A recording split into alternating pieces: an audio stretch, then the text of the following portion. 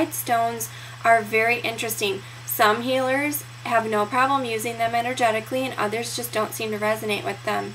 I'm sort of the camp that I don't particularly like to use dyed crystals, and the reason for this is because they are impregnated with an outside foreign substance, and I feel like that does affect the stone on an energetic level.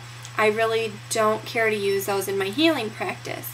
However, I have a very dear friend who does use the dyed stones in her practice because the color energy correspondence is so intense. You can get really intense violets and blues and pinks when you use these dyed crystals. So again, I would sort of leave it up to your own personal choice and intuition, but you always want to make sure that you're buying from a reputable dealer. If you know that you're buying a dyed stone and you're okay with that, that's just fine, but you want to make sure that you know what you're buying ahead of time. So stones that are commonly dyed are agate slices or agate slabs. You'll sometimes see these slices hanging in windows or made into wind chimes.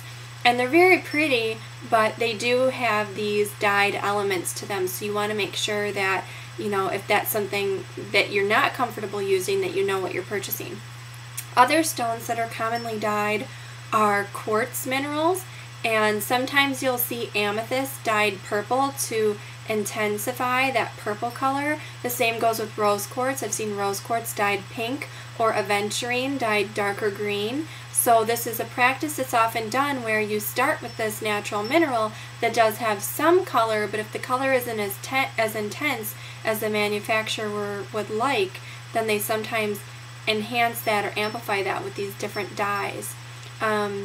Similarly, there's a quartz out there that's called crackle quartz or sparkle quartz, and it's very pretty. It's actually heated to give it this crackle effect. It almost looks like ice crystals, and then it's dyed or impregnated with the dye, and so you get this really interesting effect, but energetically, again, I feel that it's not something I would want to use, not just because of the dye, but because of the heating process that actually fractures the quartz crystals.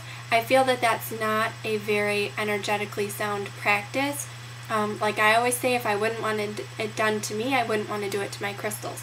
So I feel that, you know, it's just something you want to be aware of and use your own personal judgment on what's best for you.